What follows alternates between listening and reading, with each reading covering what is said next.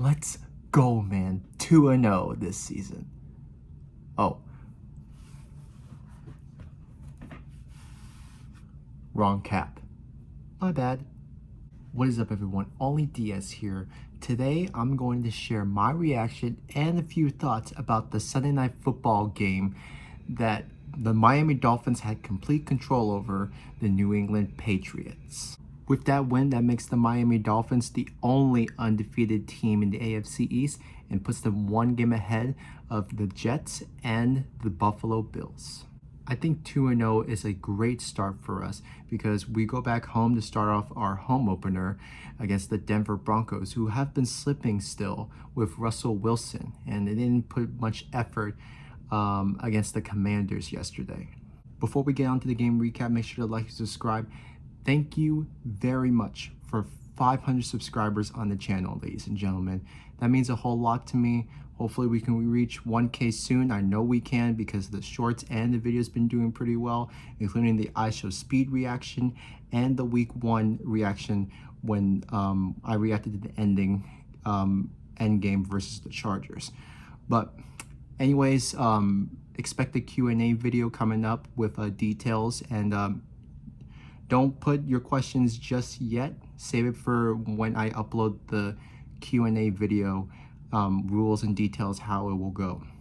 So this will be a whole lot of fun. Thank you very much again.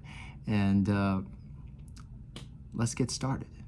I will take any win. It doesn't matter if it's a close win or a big win that we get, which was expected to do against the Patriots because they don't have much of a good offense. They were slipping in the first half, only got a field goal. That's it.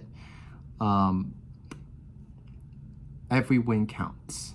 I liked how the Dolphins didn't depend too much on their wide receivers because if you keep on using too much wide receivers, somehow other teams that we will play in the near future will start to catch on and cover heavily on our biggest wide receivers. I mean, yes, I know Tyreek Hill is a big, fast guy that can get away from cornerbacks, but still, some of the time Tyreek Hill gets a bit covered.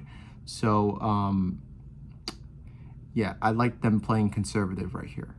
Raheem Mostert had a big night with 121 yards and 2 touchdowns, and I can be safe to say that Mostert has been improving and is a great asset for the Miami Dolphins rushing. I still miss Jeff Wilson Jr., but we have yet to see how he has progressed this season. So whenever he comes back, we will see how he does. Tua over here passed for almost half the yards as he did last week, going 249 yards, 1 touchdown, 1 interception. Mac Jones got 1 touchdown, 1 interception too, but only passed for 231 yards. So there's a slight difference between the two. Like I said before, rushing was the big factor over here, and I liked how we focused more on that because we really need to do better, not just on receiving, but rushing as well. Now let's cover the receiving stats. Jalen Waddle, 4 receptions for 86 yards. Tyreek Hill, 5 receptions for 40 yards, including 1 touchdown that propelled them to 17-3 in the first half. River Craycraft, 2 receptions for 34 yards. Braxton Berrios, which I love to see progressing, 2 receptions for 28 yards. Not bad for the rookie. Well, I'm not really too sure if he's a rookie because that name sounds new to me. I will be completely honest. If he's not a rookie, feel free to correct me in the comments. Salvon Ahmed, 3 receptions for 28 yards, and then, well, I'm going to cover Durham Smythe last. 3 receptions for 23 yards. So nice measly yards. I'll take it. The top 2 receivers that played well for the New England Patriots were Devontae Parker and Hunter Henry. Devontae Parker being one of our former wide receivers. He caught 6 receptions for 57 yards. Hunter Henry, 6 receptions for 52 yards. Before we get on to the fourth quarter talk, which I like to cover because that went down to the wire, we need to keep an eye on Jalen Waddle, who was helped off the field for some apparent reason. I think he was hit in the back of the head, which I remember, but that sucks.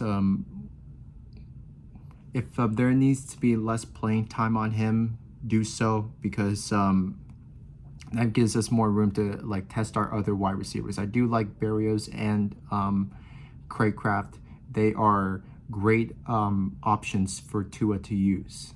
Now that's out of the way, let's get right on to what happened in the fourth quarter. Let's fast forward because I don't really want to like talk about the first 3 quarters. The fourth quarter is what was the most interesting to me because, oh my goodness, we almost I was worried for a little that the Patriots were going to come back down 14. The touchdown by Hunter Henry is what kept the Patriots' momentum going in hopes of tying the game up with 11:21 left to go, it says. But at least Raheem Mostert answered back with a touchdown of his own, breaking free from other tacklers and going by himself to the end zone. And that was probably one of Raheem Mostert's best plays that I have seen out of him so far. It was then after Ramondre Stevenson got a touchdown of his own, then the Dolphins missed a field goal, which put the Patriots in slightly good position to get another touchdown. But Mac Jones, as always, choked, and the Patriots turned it over on downs by a slight close play that happened. I didn't know that was legal, but man, Gesicki was getting tackled. Then he made a lateral play to, well, I thought it was a first down. It looked like, but man, oh man, the call was reversed, and the Dolphins took possession. It looked like his knee was down when he was inches close to the first down, so I really couldn't see it, but yet again, there's not enough evidence to make the call stand. And that was the end of the game. There were only 2 problems I had with this game for the Miami Dolphins. One I would like to cover, most importantly, is Tua Tagovailoa still underthrowing. His deep throws he hasn't mastered yet, and we started to learn that again when he couldn't make it past to Tyreek Hill to at least try to make another touchdown. But one of the Patriots' new cornerbacks, I think, got an interception while Tyreek Hill was behind him, unfortunately. But Tua has plenty of time to relearn that again and connect with Tyreek Hill on the deep throws, because there are still a lot of plays where Tua has done pretty good with Tyreek Hill, especially those big 2 touchdowns last year when we played the Ravens week 2. I will never, ever forget that comeback win. And holy crap, that was probably Tua's best game still. I am not going to lie. The second and last problem I want to share with y'all is the snaps from the Miami Dolphins. Some of them were high and low snaps that Tua couldn't even handle, and that is really causing a big impact for our team, because like we cannot have these turnovers, especially if we're down to the wire like this and end game. We really need to like make our moves and get scoring pretty quick. And like these kind of bad situations and conflicts will not help our run. If you want to add the Jason Sanders problem, sure, but the first missed kick wasn't his fault necessarily, because the defense couldn't cover that guy that was coming and led to a block. Overall, I like how this team is playing. We should all be proud of them. I don't see any like drastic negative changes, and we are still a playoff caliber team, maybe even a Super Bowl team. Who knows? I still firmly believe we can go to the Super Bowl. I love this offense. Our offense has been tremendously good. We still have that star power with Tyreek Hill and Jalen Waddle, and I'm not too worried about anything that's going on Jalen Waddle should heal up in about a few weeks, depending how bad the head injury is. I don't really know much, but hopefully he can come back stronger than ever. And I'm not too worried about our schedule going forward. We can be able to handle the Chiefs, Cowboys, the Eagles maybe, and maybe one of two of the Buffalo Bills games.